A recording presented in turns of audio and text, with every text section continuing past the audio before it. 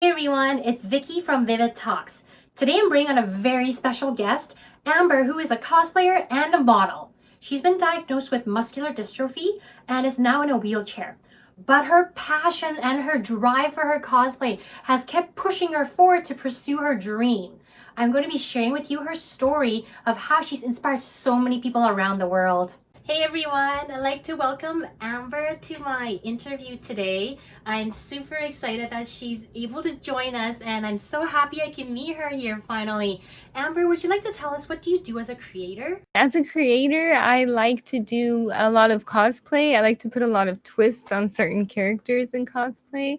I also do a lot of modeling. I'm a disabled model, so I do a lot of modeling in my wheelchair, or I do a lot of sitting modeling. I like to do a lot of photo shoots around different areas that I could like sit at or that look nice for me in my positions that I am able to do. So how long have you been a model for?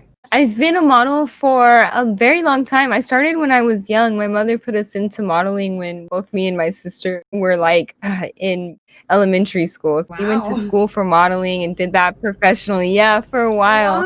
And Wow. we did runway and stuff, pageants when we were younger. And then I grew up. I started to notice my illness, muscular dystrophy. I couldn't do runway. I couldn't do a lot of standard photography. So I had to take things into my own hands and do my own kind of photography for myself. And so I've been modeling for cosplay and stuff for about 18 years. I've been doing like cosplay and getting into making costumes and stuff like that. That's really cool. So what got your interest into focusing more on like the cosplay type of modeling? I took an animation class when I was in high Oh, school, and I've always loved anime. Yeah, and I really wanted to get into drawing because I love drawing, so I wanted to create my own anime.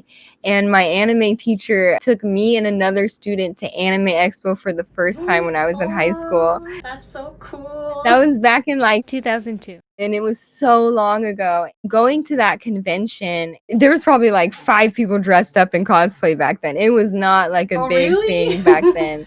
Just seeing that little group of people that were like dressed up and having fun, it really like opened my mind. And I was like, wow, I never knew that there was something like cosplay around. And so I started to do more research and I really got into doing like my own costumes. That's what got me into cosplay was Anime Expo. So I give a lot of thanks for Anime Expo for that. You know, I gotta give props to the teacher for taking their students to an anime convention for a field trip.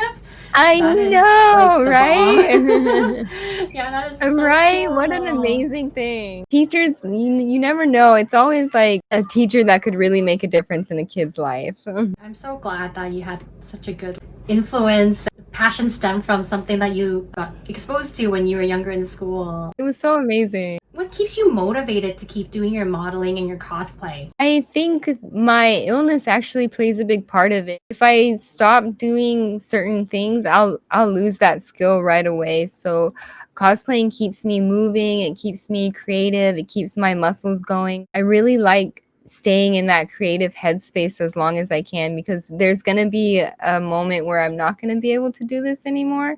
And so I think that race to keep doing as much as I can while I have this opportunity is what like keeps me motivated. That's so sweet. It's like cosplay is such like a creative passion where you have like your artistic kind of outlet to it. And everyone has like a different take or interpretation of how to do things, so it's really cool. Yeah. That's why I love it so much because you could do a standard character or you could put your own twist on it and like really blow people away, really stand out. So it's like so nice that you could do so many things just with a character in cosplay. Tell me a little bit about your workflow and when you start deciding what character you want to do to like the final end product. I try to draw everything out and get everything as well organized as I can and set up the material list and everything.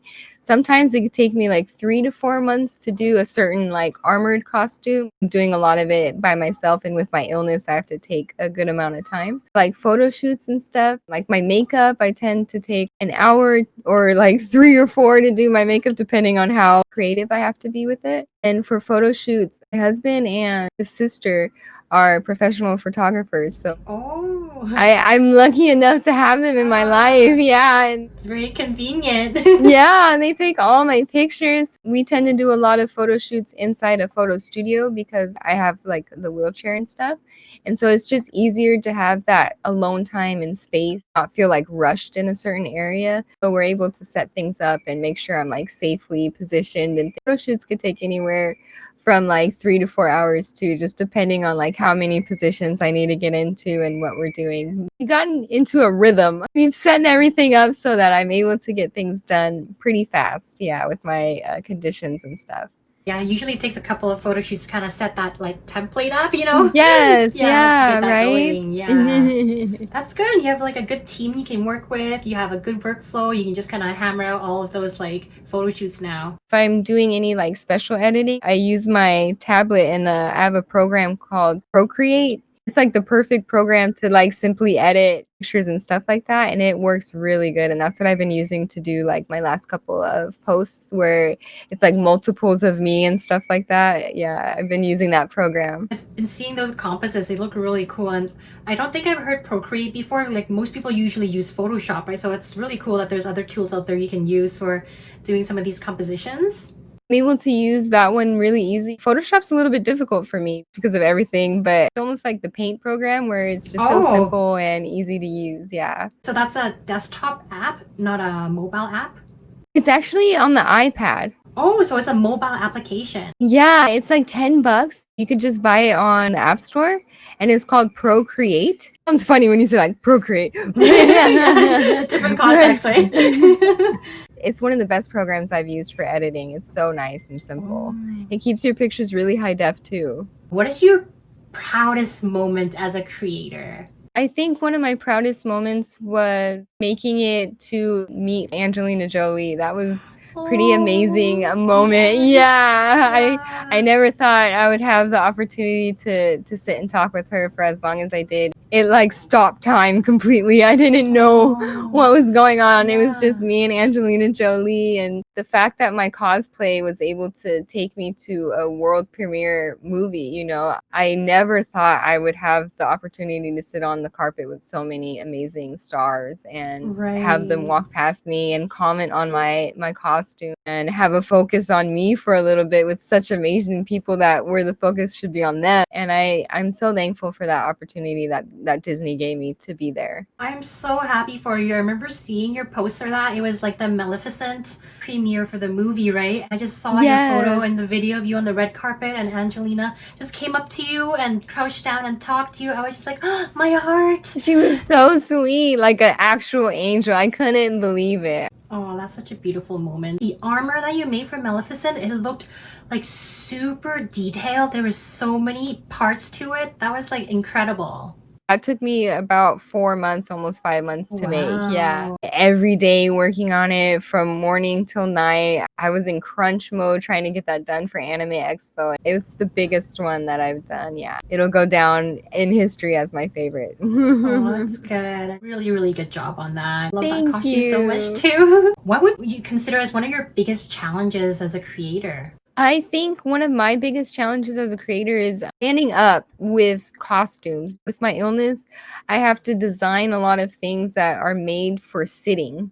That's pretty hard to do, to show off a full costume sitting down. I try to do my best with that challenge when it comes to costumes or just modeling certain items or dresses and things like that. It always comes down to like my illness. Yeah. Well, that definitely adds a different level of complexity to it, right? Because then a lot of the details in like torso section will be missed, right? Yeah. Or even like the feminine figure, you know, a lot of people want to see you stand up and really like model and show it off. It's hard to look a certain amount of, I guess, sexy in a way when you're constantly always sitting down. Can't get into too many different positions. I guess that it's very challenging, yeah, when you can't show your torso in the proper way. You look incredible in your photos. You made it Thank work you. and they're very creative. You too. You're so creative in everything you do and such a hard worker. You run around and do so much stuff and then you still have time to do cosplay and model. You're a hero, a true like thank you. inspiration. Alright. Well, if you're passionate about something, no matter what you do, if you have a medical condition, if you have a lot of other workload you have to do, if you're passionate about it, you will find a way to do it. Because that's what your heart calls for, right? So, yes, exactly. yeah, you will make that's it so work, true. yeah. If it matters to you, you'll make time. Do you have any goals or projects that you have for the upcoming few months?